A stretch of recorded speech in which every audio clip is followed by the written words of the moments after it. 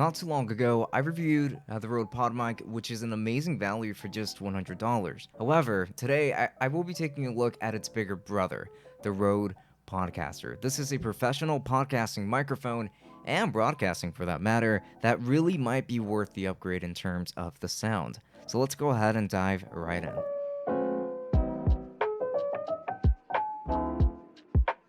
For more great content just like this, just make sure to subscribe and then turn on the notification bell so that you don't miss any uploads. Also leave a like and a comment down below with all of your thoughts on this video. And while you're at it, I always leave affiliate links down below in the description as well. But make sure that you check out Lukrembo so you can find the best deals on all of that tech that you're shopping for. It's a simple browser extension that helps you make the best purchasing decision. And lastly, don't forget to check out my merch store if you're into some monochrome clothing like everything I'm wearing right here. So with that said, links to everything down below. And every time that I do a review on any given microphone, I always stream with it on that exact same night. So do make sure to stop by my Twitch so that you can check out what this microphone sounds like when it comes to having to handle other types of audio, like let's say what it sounds like when you're also hearing gameplay audio or music and stuff like that. If you're interested in hearing what that sounds like on the live stream for streaming, of course, if you're interested in that kind of thing, then do make sure to stop by my Twitch. Links to that are going to be below. So with that said, let's get right into the review. And like always, let's begin with an unboxing. So just make sure to open it up, and inside you're going to find the microphone itself. You're going to find carrying mount, headed pouch, as well as some instructions. And this is going to be a very basic unboxing, as per usual, as what you might get from Rode. And the exterior design is going to consist of metal for the entirety of the build. This microphone is built like an absolute tank. It's hefty, it's incredibly dense, and feels incredibly solid in hand. In terms of build, this is exceptional. And I would say that Rode does the best job when it comes to build quality, especially in comparison to the rest or most of the competition at the very least. This microphone is built a lot better than a lot of even more expensive microphones, I would say. I'm incredibly surprised and proud of Rode at the fact that they can manage to build such well-crafted microphones and still keep them at a relatively low price. And you're not going to find any switches here at all. The only thing that you're going to find is the XLR port all the way at the bottom of this microphone. And this is a cardioid dynamic microphone with a frequency response of 75 Hz to 18 kHz, which is one of the most narrow ones that I've actually come across so far, which was actually kind of surprising to me. And it's also got an impedance of 320 ohms. And so far, you've been hearing what this microphone sounds like completely unfiltered, and I haven't made any changes at all to the audio, for the exception of just raising the gain and boost so that you guys can hear it a lot better. This microphone produces a very rich and deep sound, which I would say is tailored to podcasting and broadcasting, based off of what I'm hearing back into my ears and based off of some other audio tests that I ran earlier using this microphone.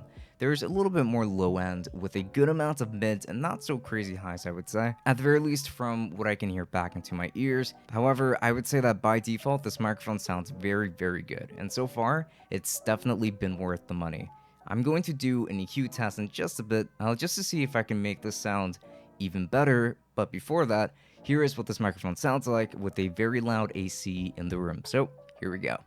And it's going to sound like a very strong wind, almost as if you were outdoors and there was like a storm going on. I would say that it actually does a relatively good job when it comes to sound rejection in general, considering that this is a very powerful and annoying AC overall.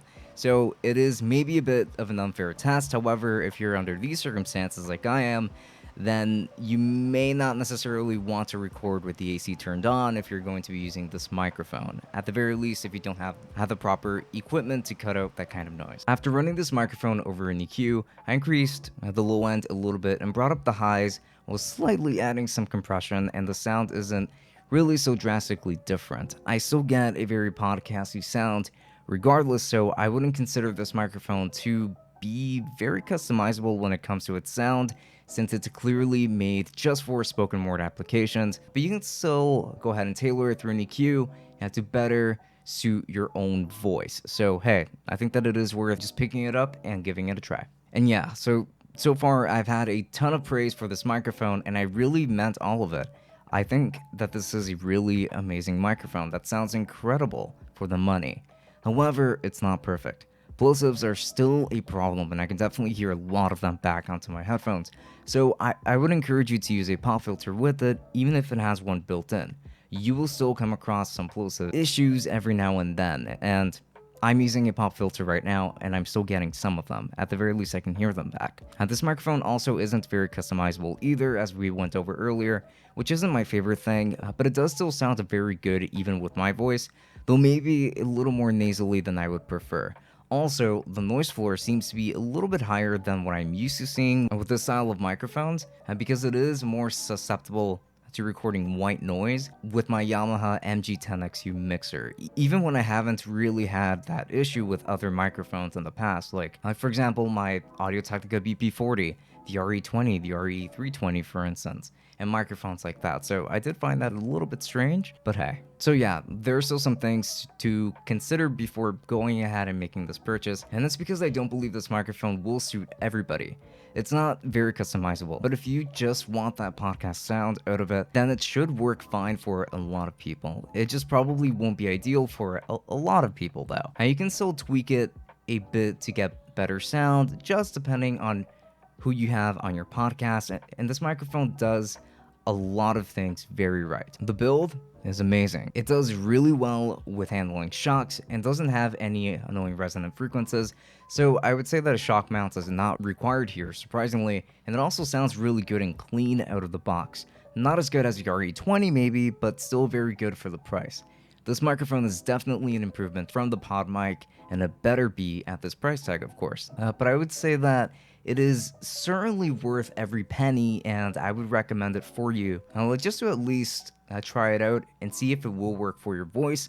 However, I do think most people will be happy with it regardless. This is a very good microphone that does an incredible job, so yeah, I can recommend this. And if you're interested in purchasing this microphone, then I'll be making sure to leave affiliate links down to Amazon in the description, as well as Luster. So if you end up using any of these links, I get a small commission. That does help me run things just a little bit more smoothly. But if you end up using Luster, that is actually going to be a very useful tool for helping you find sales on microphones like this one, and helping you also compare with other types of microphones within that same category. So like USB mics, popular microphones within that range, and the best reviewed ones, and the same thing is going to go with the XLR microphones as well. It just depends on what you're shopping for, and you're not just limited to microphones. So do make sure to actually go ahead and give that a go, because it is a non-intrusive browser extension that can only do you favors. So make sure to go ahead and download that through the link in the description. And also, tonight it will be streaming with this microphone, as I mentioned earlier, so do make sure to stop by my Twitch channel if you would like to see what this microphone sounds like on the live stream, and I'm going to be leaving that linked below as well. And you can also go ahead and follow me on Twitter and Instagram to stay up to date with the latest and greatest regarding the Tech Summit endeavors. But with that said, this has been Francisco from Tech Summit. I hope that this review was useful to you, and I wish you the best in your purchasing journey. So I will see you all in the next one, and enjoy.